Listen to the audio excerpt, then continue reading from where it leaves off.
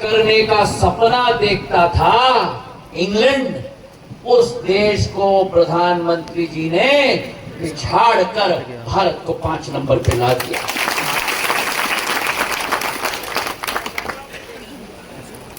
साल में 11 से 5 और अगले 3 साल में 2027 तक हम 5 नंबर से विश्व में 3 नंबर पे पहुंचने वाले हैं। जर्मनी और जापान को भी पीछे छोड़ के भारत अग्रसर होने वाला है। तो ये चुनाव,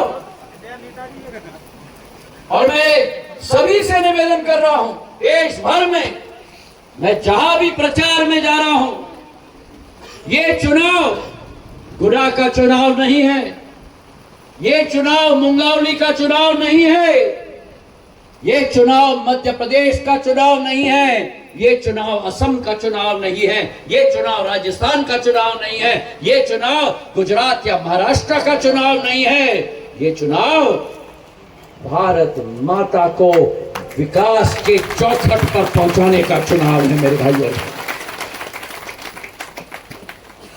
आज ऐसी योजनाएं आई हैं, ऐसी नीतियां आई हैं जिसने लोगों का भविष्य बदल दिया है। 65 सालों में देश में केवल 3 करोड़ घर आवास योजना के तहत बने, 10 साल में 4 करोड़ बना के कर दिया है प्रधानमंत्री जी ने। और आने वाले 5 सालों में जब आपका साथ होगा, आपकी लड़ाई और जंग में प्रधानमंत्री जी के हाथों को मजबूत करेंगे। सीधे मुंह में आ गया।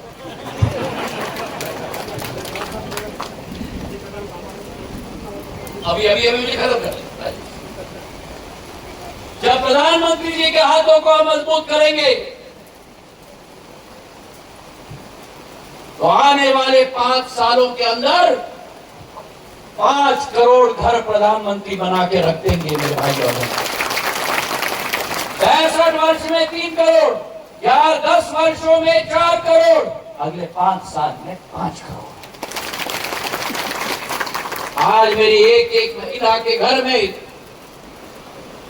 उज्ज्वला योजना के तहत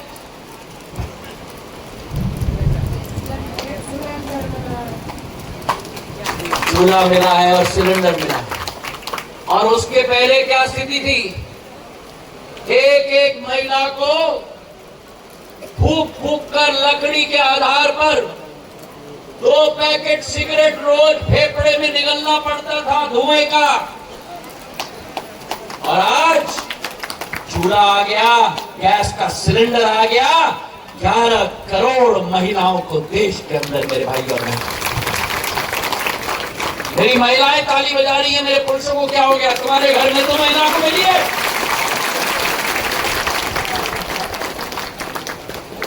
और जहां उज्ज्वला योजना आ गई, वहीं उज्ज्वला योजना के साथ साथ आयुष्मान कार्ड योजना।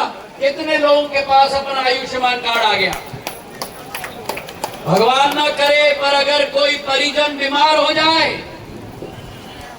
तो उसको 5 लाख रुपए का स्वास्थ्य का कवर प्रधानमंत्री नरेंद्र मोदी जी दे रहे हैं। मेरे भाइयों, किसी प्रधानमंत्री ने 65 वर्ष में नहीं किया।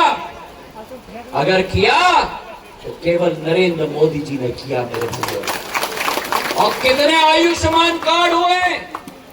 आपको आश्चर्य होगा, देश के अंदर 30 करोड़ आयुष्मान कार्ड बन चुके हैं। 30 करोड़ मतलब जितनी अमेरिका की आबादी है उतने ज्यादा आयुष्मान कार्ड भारत में बन चुके हैं।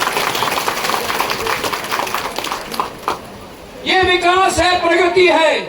उठो, प्रधानमंत्री जी का संकल्प है कि अगर भारत को नक्षत्र की तरह उभारना है तो एक व्यक्ति अकेले नहीं कर सकता।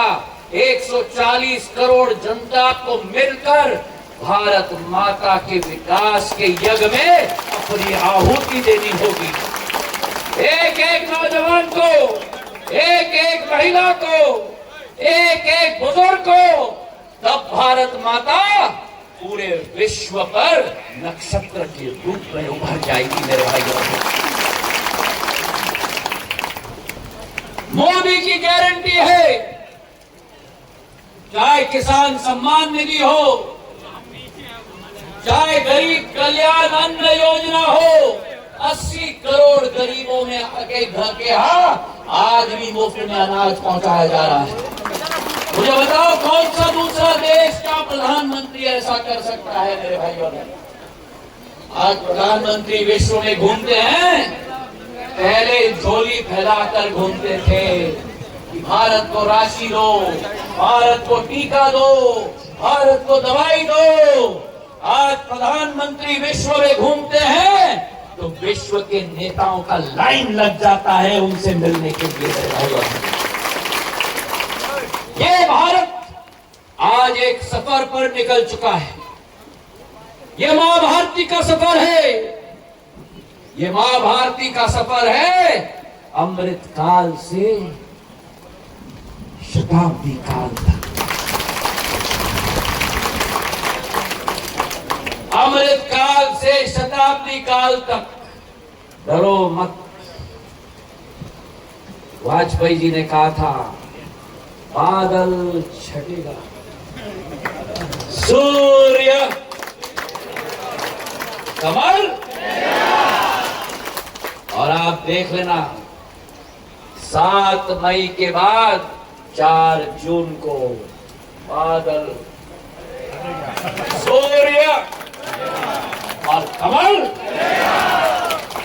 और उसके लिए अगर कमल को खिलना है, हाथ उठाओ और ऐसा करो मेरे साथ। कमल खिलेगा, कमल खिलेगा। अगर कमल को खिलना है, अगर कमल को खिलना है, कमल को खिलाना है, अगर कमल को खिलाना है, आओ गया। अगर कमल को खिलाना है तो आप और हमको कमर कस के संग्राम और लड़ाई के लिए तैयार होना है मेरे भाइयों बहन। ये भारत की भविष्य की लड़ाई है, एक एक नौजवान की लड़ाई है, एक एक महिला की लड़ाई है, एक एक बुजुर्ग माता और पिता की लड़ाई है। क्योंकि जो अवसर भारत को कभी नहीं मिला, दशकों से नहीं मिला, वो अवसर भारत के सुपुत्र नरेंद्र मोदी जी के नेतृत्व में आज भारत को मिला है। 500 साल का सपना, 500 साल का सपना हमारा अपना, जिसके लिए हजारों लोगों ने बलिदान दे दिया, जीवन की आहुति दे दी। चाहे श्यामा प्रसाद मुखर्जी जी हो, दीनदयाल उपाध्याय जी हो, एल.के. आडवाणी जी हो, मेरी आजी अम्मा राजमाता विजयराजे सिंधिया जी हो, कि राम मंदिर राम लल्ला का बनना ही होगा मेरे भाइयों और बहनों।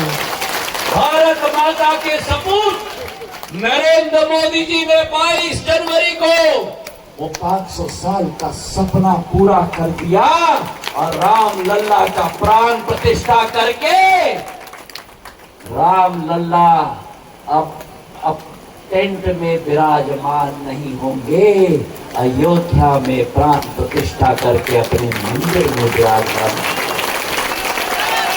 बोलो मेरे साथ, सियावर रामचंद्र की, सियावर रामचंद्र भगवान की। भारत आर्थिक रूप से आगे बढ़ रहा है, भारत आध्यात्मिक रूप से आगे बढ़ रहा है। केदारनाथ से बद्रीनाथ तक, केदारनाथ से बद्रीनाथ तक, बद्रीनाथ से काशी विश्वनाथ तक, काशी विश्वनाथ से महाकाल लोक तक, महाकाल लोक से गुरुवैयूर तक, गुरुवैयूर से मदुराई तक, मदुराई से रंगनाथ स्वामी मंदिर तक, रंगनाथ स्वामी मंदिर से रामेश्वरम तक मेरे भाइयों और बहनों। भारत आध्यात्मिक रूप से आगे बढ़ रहा है, आर्थिक रूप से आगे बढ़ रहा है। 7 मई को उस भारत माता की प्रगति और विकास के मार्ग को मजबूत हमें करना है। और आज इस कार्यक्रम में यहां मेरा पोलिंग बूथ का कार्यकर्ता नहीं बैठा, यहां मेरा सेनापति बैठा हुआ है। ये पोलिंग बूथ नहीं रहा, ये मेरा किला बन चुका है। मेरे किले के सेनापति, आप सबको मेरा प्रणाम। मेरे सेनापतियों से मैं आह्वान करना चाहता हूं, 7 तारीख को मतदान नहीं है, 7 तारीख को संग्राम और युद्ध है मेरे भाइयों। ये भारत के गरीबों का युद्ध है, ये भारत के शोषित वंचित पीड़ित वर्ग का युद्ध है, ये भारत के भविष्य का युद्ध है, ये भारत के नौजवानों का युद्ध है, ये भारत के युग युगांतर का युद्ध है मेरे भाइयों। तो अगर तैयार हो, हाथ उठाओ, मुट्ठी बांधो और बोलो मेरे साथ, एक नया इतिहास रचेंगे 7 मई को। रचोगे? मेरा किला, मेरा किला, मेरा किला जीता, जीतेगा, किला जीता। बहुत बहुत धन्यवाद। जय